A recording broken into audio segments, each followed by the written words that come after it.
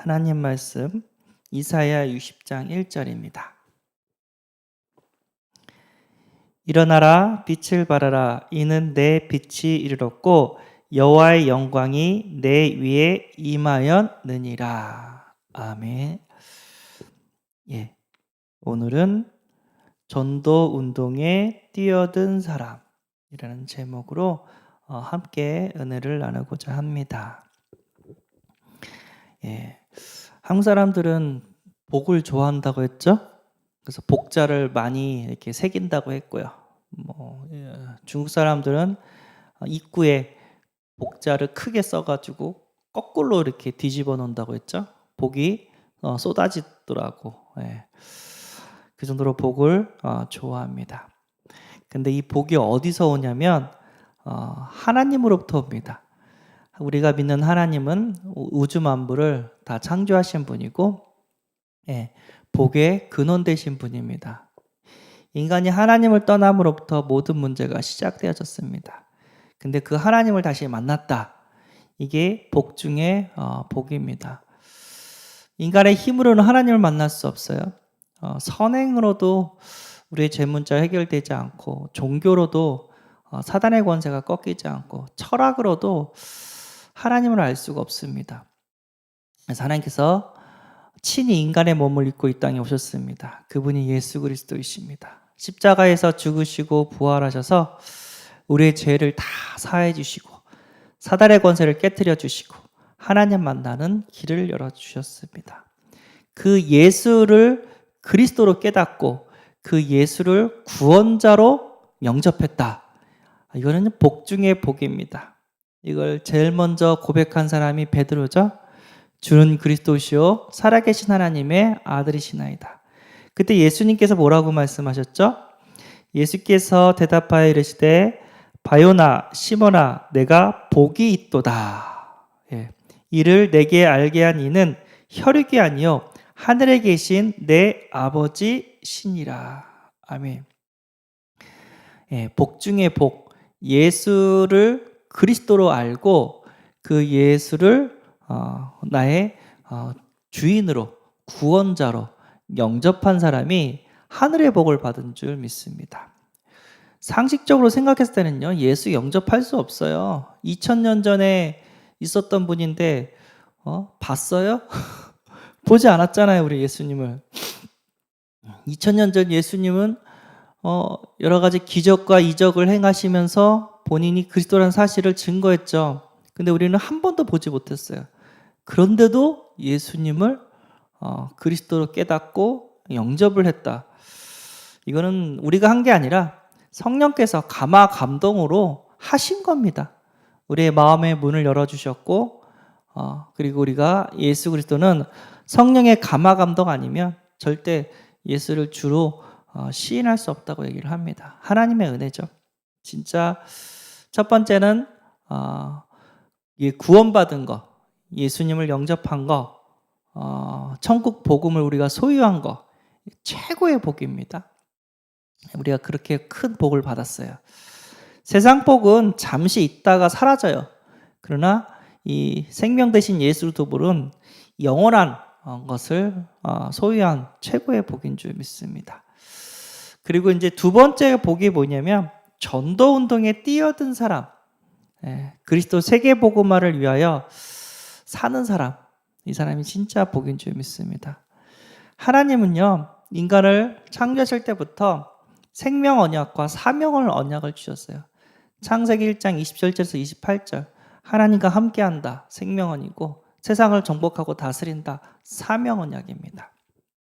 우리가 이제 생명을 받았으면 우리가 이 땅에서 살아야 될 이유가 있죠. 하나님의 나라를 위해서 온 세상을 정복하고 다스려야 됩니다. 하나님의 나라, 다른 말로 뭐죠? 사탄의 나라가 있다는 거예요. 이 사탄의 나라. 하나님을 대적하고 불행을 갖다 주는 사탄의 나라가 있다는 거예요. 이 사탄의 나라랑 영적 싸움하는 겁니다.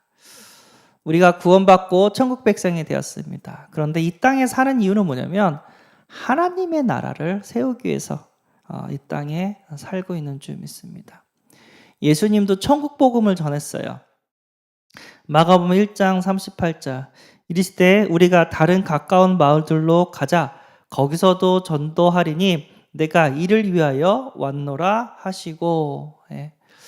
전도, 진짜 천국 복음, 예수 그리스도를 우리는 전해야 됩니다. 이 천국 복음을 전하고자 예수님께서 오셨습니다. 예. 예수님께서는요, 마지막에 승천하실 때 마태복음 28장 16절에서 20절, 마가복음 16장 15절에서 20절, 사도행전 1장 8절 우리에게 뭐라고 말씀하셨냐면 모든 민족, 만민, 땅끝까지 가라고 하셨습니다. 그래서 뭐라고 했죠? 복음 전해주라고, 이 천국 복음을 전해주라고 우리에게 사명을 주셨습니다. 사명, 다른 말로 하면은 내가 살아야 될 이유. 사명이 있는 사람은 죽지 않는다고 합니다. 핍박자 사울이 핍박자 사울이 다메섹에서 예수님을 만나고 전도자 바울로 바뀝니다. 다메섹에서 예수님을 만난 다음에 진짜 예수가 그리스도 맞구나, 하나님의 아들이구나, 이걸 딱 깨달은 순간부터 전도자로 바뀌어버립니다. 그래서 이방인들에게 또 로마에 가서 복음 전하는 완전한 전도자로 바뀌었습니다. 근데 이제 바울이 쓴 서신서를 보면은요, 뭔 깨닫냐면 율법으로는 답이 안 난다, 이걸 항상 써요. 이방인들에게 율법을 가르치라고 하지 말라, 오직 예수만 전해야 된다. 베드로한테도 막 혼을 내잖아요. 네가 율법을 가져고도 구원을 받지 못했는데 이방인들에게 복음을 전해야지 율법을 전하냐 하면서 오직 복음만 전한 사도가 바울이었습니다. 왜냐하면 바울 자체가 율법이었어요. 공부도 많이 했고 나면서부터 할례를 하면서 최고의 스승 밑에서 공부를 했단 말이에요. 근데 바울은 율법을 통해서는 답이 없다는 것을 알고 있었어요. 항상 갈등하다가 그러다가 나의 모든 죄를 사하신 예수 그리스도를 깨닫게 됐고 예수 그리스도를 통해서 구원받게 되었습니다. 이게 무슨 얘기냐면 우리 솔직히 얘기할게요. 율법을 통해서 우리 죄 문제가 해결됩니까? 율법을 통해서 사단의 권세가 꺾입니까? 영적 문제가 해결됩니까? 아니잖아요. 그렇죠? 저는 예수를 믿기 전에는요, 제가 착한 사람인 줄 알았어요. 나 같은 사람만 있으면 법조인들, 그리고 경찰, 변호사, 판사, 검사 다 굶어 죽을 거다라고 생각을 했어요. 근데 제가 복음을 깨닫고 복음을 알면 알수록 무슨 생각을 하냐면, 나는 왜 자꾸만 죄를 짓지? 왜 내 마음속에 자꾸만 악을 품지? 이런 퀘스천이 딱 온 거예요. 인간은 살면 살수록 늘어나는 게 뭐냐면 죄가 늘어납니다. 1초만 죄를 져도 1년에 365개의 죄를 져요. 마음속으로 아니면 행동으로 계속해서 죄를 져요. 복음을 가졌는데도 불구하고 또 내 마음에 죄를 품어요. 바울은 이걸 알고 오라 나는 공고한 자로다, 이런 식으로 이렇게 고백을 한 적이 있는데, 우리가 계속해서 복음을 누려야 될 이유가 여기는 좀 있습니다. 율법으로는 답이 없어요.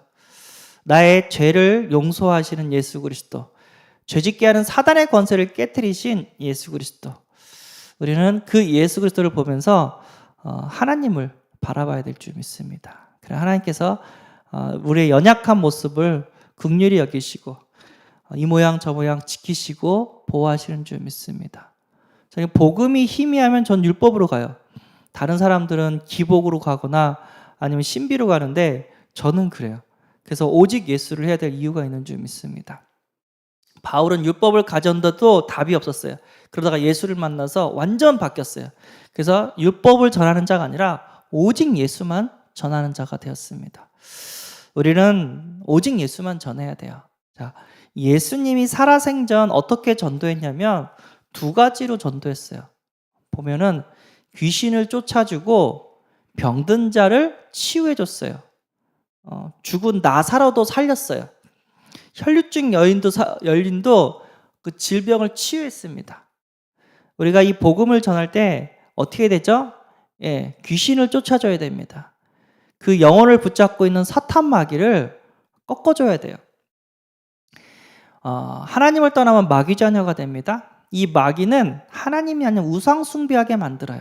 이 마귀는 인간에게 정신병을 갖다 주고 각종 사고와 질병, 육신적인 병을 갖다 주고 지옥으로 끌고 갑니다. 그리고 부모가 죽으면 그 자녀를 또 타켓으로 잡고 똑같이 고난을 갖다 줍니다. 예. 이게 있기 때문에, 불신자의 상태가 있기 때문에 우리는 제일 먼저 뭐를 해야 되냐면 영적 싸움을 해야 돼요.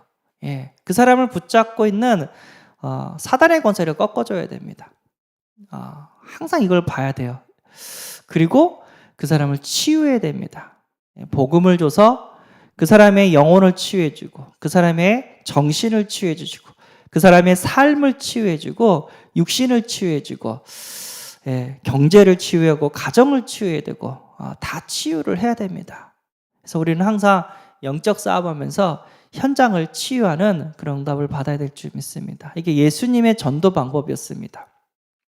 바울도 그랬죠. 항상 회당에 들어가서 복음 전하고 귀신 들린 자 예수 이름으로 쫓아주고, 또 병든 자 손을 얹어서 기도하면서 또 낫게 하셨습니다. 그 천국 복음을 우리는 똑같이 누려야 될 줄 믿습니다. 선교사님도 우리 한국에 왔을 때 어떻게 했죠? 복음 전해주고, 우리 안에 있는 우상을 이렇게 섬기지 않도록 해주고, 그러니까 영적 싸움을 해주신 거죠. 그리고 병원도 만들어주고, 우리 후대들을 위해서 학교도 만들어주고, 그리고 고아원도 만들어주고, 그래서 많은 영혼들을 살려냈습니다. 우리가 똑같이 그 성경의 그 전도를 우리는 해야 될 줄 믿습니다. 그리고 이 전도는 직접적인 전도랑 간접적인 전도가 있어요. 직접적인 전도는 전도지 들고 현장 가서 예수 그리스도 전하는 게 직접적인 전도죠. 이제 간접적인 전도는 이제 전도자를 돕거나 그리스도 세계 복음화를 위해서 사는 겁니다. 내가 전도를 위해서 학교를 다니고, 내가 전도를 위해서 직장을 다니고, 내가 전도를 위해서 결혼을 하고, 내가 전도를 위해서 후대를 키운다. 그러면 하나님께서 이 모양 저 모양으로 증거를 주시고 복음을 더욱더 풍성히 누리고 생명 살리는 응답을 주실 줄 믿습니다. 어렵고 힘든 사람에게 우리는 복음을 전해야 됩니다. 그런데 서밋에게도 복음을 전해야 돼요. 렘넌트 7명은요 다 왕을 상대했어요. 바로 모세는 뭐 바로 왕 만났고, 요셉도 바로 왕한테 답을 줬고, 바울은 뭐 가이사 앞에 나가서 복음을 전했고, 렘넌트 7명의 특징이 서밋, 왕을 상대했다고 합니다. 내가 진짜 복음이 왔다면 서밋도 살리게 될 줄 믿습니다. 왜죠? 왕들도 대통령도 영적 문제가 있어요. 그것을 정확하게 알고 복음으로 답을 줘서 불우한 이웃도, 우리가 고통받고 있는 이웃도 살려야 되지만 엘리트, 영적 문제 있는 엘리트들도 우리가 살려야 될 줄 믿습니다. 그래서 전도는 우리가 캠프 때 하는 게 아니라 내 삶입니다. 내 삶이 전도입니다. 우리는 전도를 위해서 살고 전도를 위해서 죽습니다. 왜죠? 그게 우리의 사명이니까.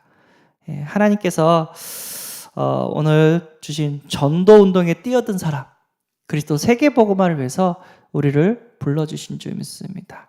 캠프 때 전도지 들고 나가는 전도가 아니라 내 삶이 자체가 전도고, 그리고 전도를 위해서 전도자를 돕고 또 전도를 위해서 사는 그런 복된 인생인 줄 믿습니다. 최고의 복받은 자, 복음 깨달은 자, 그리고 이 복음을 위해서 사는 자, 전도 선교하는 자가 우리인 줄 믿습니다. 기도하겠습니다. 하나님, 복음을 주시고 이 복음을 전하는 전도자로 우리를 불러주심에 감사합니다. 전도 운동을 할 수 있도록 은혜 위에 은혜를 부어 주옵소서. 이번 캠프를 통하여 하나님의 나라를 확장시키고 사탄의 나라를 깨부실 수 있도록 하나님께서 힘과 은혜를 부어 주옵소서. 예수 그리스도의 이름으로 기도합나이다. 아멘.